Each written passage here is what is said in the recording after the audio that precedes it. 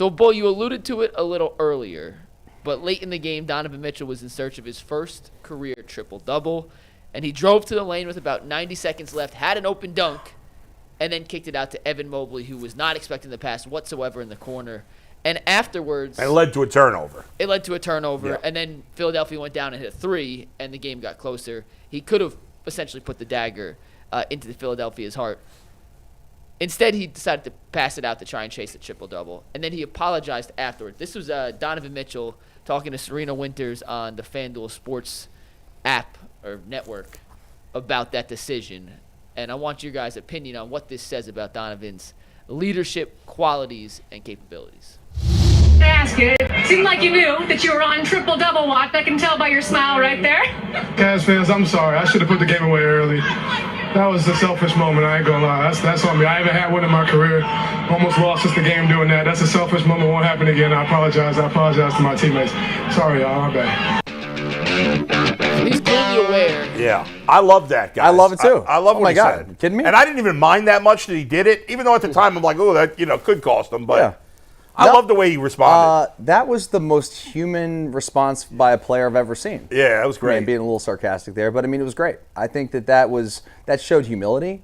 It showed that it was probably a selfish moment, but like it wasn't a playoff game. Right. It wasn't the final possession. I mean, like if that game, the entire season relied upon that moment, he wouldn't have done that. Yeah, of course not. So I thought that was great. I thought his commentary was fantastic. Any Cavs fan out there who has a problem with how he handled that, you're an idiot.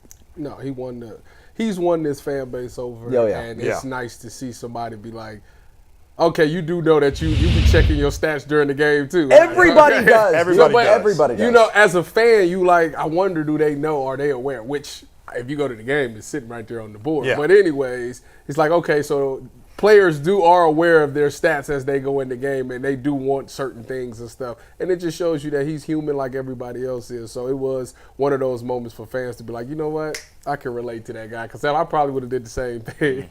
I for sure would have did the same thing in that situation. What was funny, though, is he needed that assist for a while. It felt like there were other opportunities to get it. And I was surprised they weren't purposely trying to get it for him. But go ahead. You know, I don't know. Maybe to me, like, I can't, triple doubles is like, like we seen LeBron a long time, so we used to. Well, this guys. is his first one in his career, right? That's So I'm surprised that he hasn't. I am too. I'm kind of surprised. Well, he's 6'1", so he's not getting a lot. Yeah, of he doesn't boards. get a ton of rebounds. Like back when DG was out last year, he was running the point guard. That was like he was getting a bunch of assists, but he just wasn't gonna get the rebounds. I mean, he gave you about 4 rebounds when I was in my parlay days. I know you, because you said it was guaranteed. I'm guaranteed he's gonna give me 4, but. Nah, this is nothing burger with cheese. You know what I'm saying? Yeah, I don't think anybody made anything of it. No. G. For him, he don't have to apologize to me. I want to clarify. No one has an issue with this at all. Everyone loves what he said. It's more about like the question was like that's elite levels of leadership on display. From a leadership standpoint, that is so crucial right there. That's why that sums up why this team is so likable. Right. Because none of us are like, oh, he owed us an apology. Yeah. Nobody thinks that way. I don't even think the players felt that way. Of course not. If I would have been on the court and I knew he had 9 assists, I would have said, give me. Exactly. I would have shot it in traffic just to try to get it for him. But he showed you humility. He showed you he's human because he was like, I wanted the triple-double. We don't want the triple-double. He didn't make any excuses about it No, he's like, it was selfish. I shouldn't have done it. But I also get it. I also think that everybody watching that, including all of us, Yeah. if we were in that moment and we looked up at the scoreboard and saw that, and I'd never had a triple-double before, I'm pretty sure we'd all do the same thing. Matter of fact, I'm telling people in the huddle. I told you, shoot it. Shoot it. I'm driving and kicking. You better not just shoot it. Dude, we've seen before. Like, remember, there's clips out there, like when Gronk needed that catch and Brady. Oh yeah, in the huddle. Bonus. Ricky Davis, and Brady's like, I'm coming to you right now. Like, right to get that rebound. His own rebound just to get it. Yeah.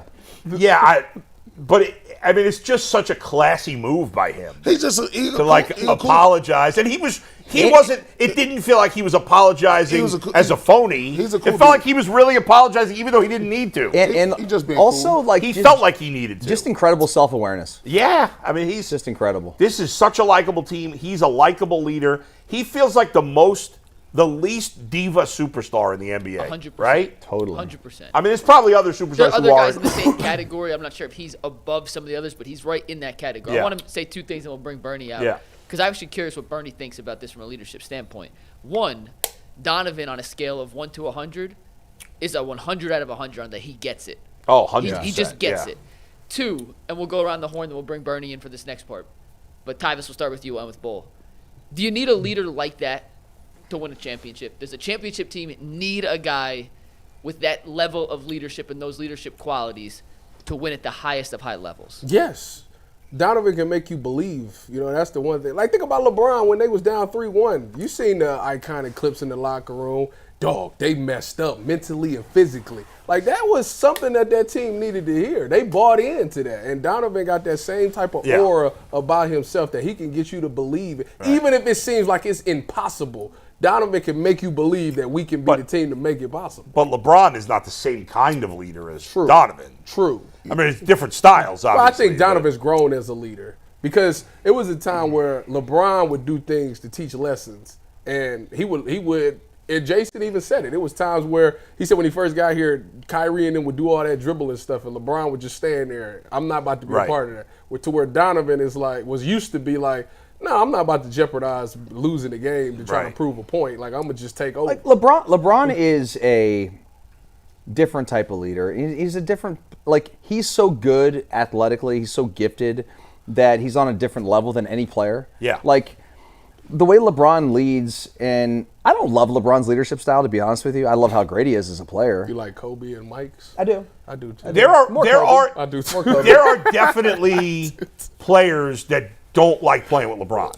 Correct. I can't imagine there's any player that doesn't like playing with Donovan Mitchell. Hey, man, listen, me and Dustin showed great leadership yesterday, bro. They was dribbling all around the conversation. We just sitting there watching. We're great teammates. Great teammates. Great teammates. Man, I got to go back and watch that. We're unselfish teammates, too. Yeah, We don't got to have the ball. Let's bring You guys Bernie can ball in, I'm home. going to set screens. Let's get Bernie Kosar in here. He'll help us chime in on the leadership and championship conversation. Bernie's segment today is brought